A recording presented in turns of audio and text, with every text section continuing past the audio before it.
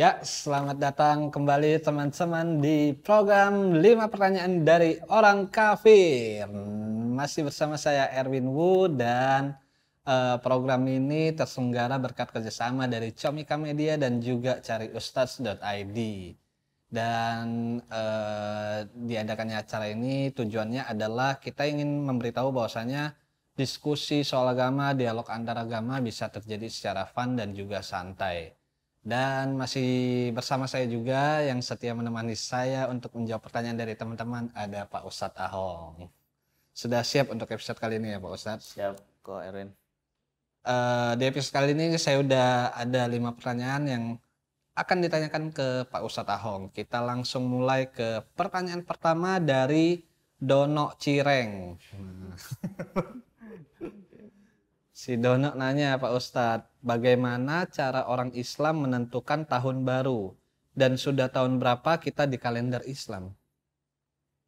Iya, tahun baru Islam itu ditentukan berdasarkan hitungan Hijriah itu. Hitungan Hijriah. Iya, Ya. setiap masuk bulan namanya bulan Muharram itu masuk tahun baru Islam. Islam. Ya, dan sekarang sudah masuk ke tahun 1442 Hijriah. Ya, itu dihitung pertama kali dari Nabi hijrah. Hijrah itu berpindah tempat dari Mekah ke Madinah. Tapi baru ditetapkan sejak masanya sahabat Umar bin Khattab.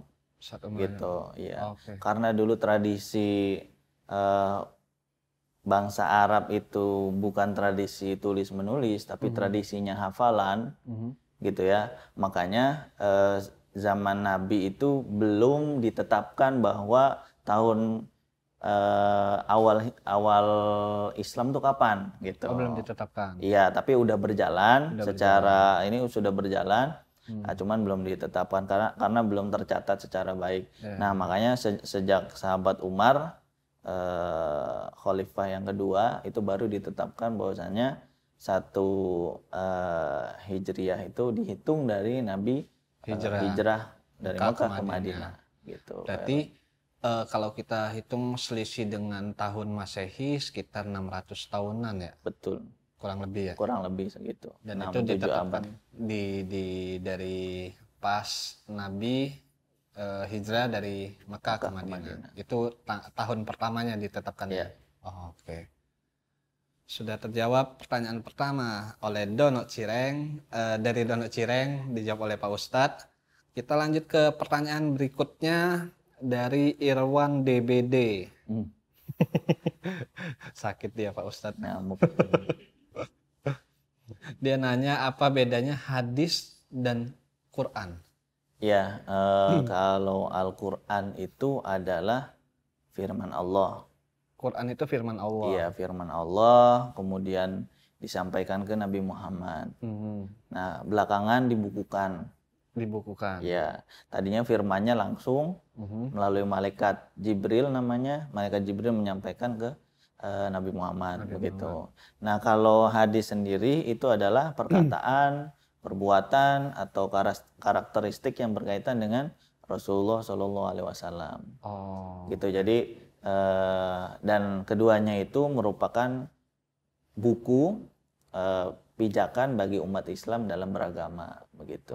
Tapi untuk gambaran isi di dalamnya kurang lebih sama. Jadi di antara fungsi hadis itu adalah melengkapi apa yang ada di dalam Al-Quran. Biasanya yang di dalam Al-Quran itu sifatnya global. Misalnya perintah sholat, gitu kan. Di dalam Al-Quran ada perintah sholat. Nah, nanti dijelaskan sholat tuh kayak gimana caranya. Nah, itu hadis biasanya. Di hadis. Nah, itu diperinci lagi nanti dari Al-Quran dan hadis ini ulama memahami keduanya, gitu. Oke. Gitu. Nah, dari pemahaman ulama itu lahirlah namanya fikih. Fikih kayak gitu. Berarti melengkapi detail ya apa yang ada di dalam Al-Quran itu hadis ini. Iya, betul. Oke. Hadis itu pelengkap dari Al-Quran yang biasanya itu umum sifatnya dalam Quran. Oke Pak Ustadz, kita lanjut ke pertanyaan berikutnya. Pertanyaan ketiga dari Rocky Miring. Dia jalannya begini terus nih Pak Ustadz nih. Nggak bisa lurus ya. Kayak kepiting. Dia nanya, kenapa umat muslim dilarang percaya ramalan?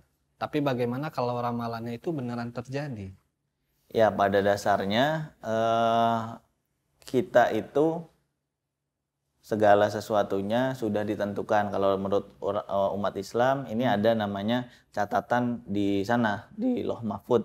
Lauh Mahfud itu tempat catatan amal manusia ditulis, gitu ya, ditulis. Nah biasanya ramalan-ramalan ini kan bisa membuat orang nggak percaya sama takdir Tuhan, gitu. Ya, benar. Jadi dalam rukun iman, dalam Islam itu ada rukun iman, kita harus percaya dengan kepastian takdir dari Allah gitu. Nah kalau ramalan kalau hanya untuk sifatnya membantu, bukan untuk dipercayai, bukan untuk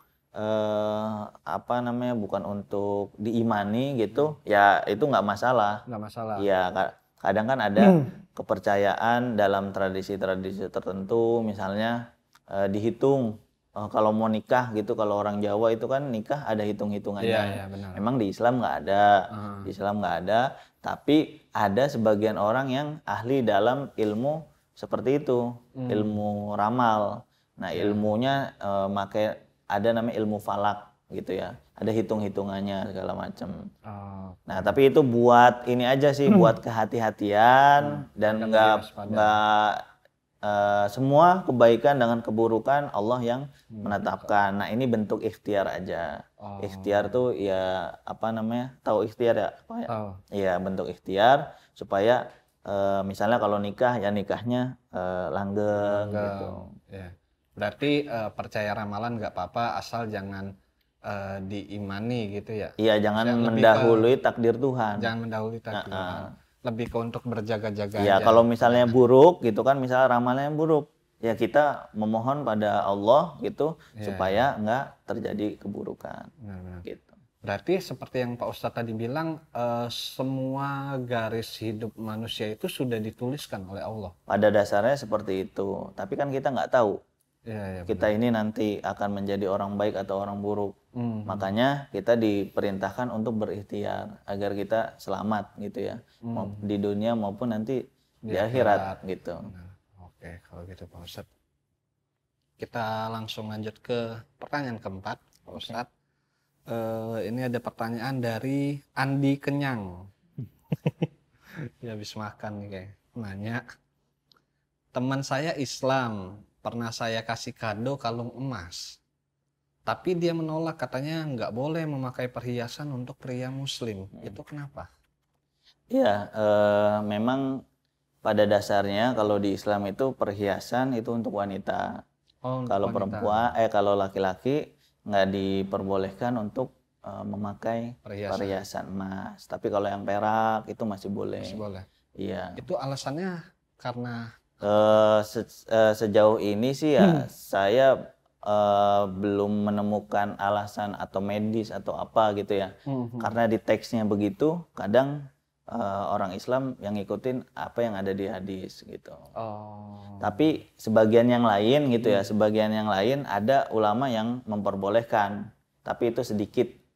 Jadi bukan hal yang baku gitu ya. Laki-laki pakai emas nggak boleh, itu bukan hal yang baku. Itu saya pernah menemukan pendapatnya bahwa ada juga ulama yang memperbolehkan laki-laki pakai emas. Tapi itu pendapat sedikit ulama. Oke. Tapi kalau konteksnya adalah menerima hadiah dari teman atau dari siapapun yang berupa perhiasan emas, boleh atau enggak? Kasihin aja bininya. Bener juga. Atau dijual lagi? Iya. Kan dikasih nggak harus dipakai. Oh iya benar Pak Ustadz. Silakan kasih ke saya atau Pak Ustadz juga boleh. Boleh. Jadi emang di ajaran agama Islam untuk laki-laki tidak boleh mengenakan perhiasan emas. Ya, menurut mayoritas ulama. Menurut mayoritas ulama emang nggak boleh. Oke. Tapi kalau dikasih boleh. Dipakai yang nggak boleh ya teman-teman ya. Betul. Kita lanjut ke pertanyaan terakhir Pak Ustadz di episode kali ini. Pertanyaan terakhir dari Herman Miskom. Dia sering salah nangkep nih. Parah nih Herman nih. Herman nanya, saya punya teman Islam cewek, tapi mohon maaf, keteknya bau. Saya kasih parfum, katanya dia nggak boleh pakai parfum. Itu bener nggak? Sebenarnya begini, dalam Islam itu kan ada bahwa Allah itu suka yang indah-indah. Ya, Nabi juga menganjurkan kita pakai wangi-wangian, baik laki-laki ataupun perempuan. Yang nggak boleh itu baik laki-laki atau perempuan itu berlebih-lebihan memakainya. Iya, lagi kondangan, pakai minyak wangi, baunya kemenyan. Malah mengganggu yang kondangan. Nah, itu yang nggak boleh. Nah, kalau pakai sewajarnya gitu kan. Nanti kalau kondangan pakai bau minyak wangi kemenyan, orang pada kabur, sangkain ada setan datang kan. Benar. Nah, yang nggak boleh itu hal-hal yang mencolok gitu ya. Hal-hal yang mencolok. Iya, jadi kalaupun misalnya mau dandan ya sewajarnya aja, jangan berlebihan. Betul. Gitu. Pakai parfum, ya karena kalau tadi kan dikatakan bahwasanya Allah itu suka keindahan. Nabi juga menganjurkan pakai minyak wangi gitu.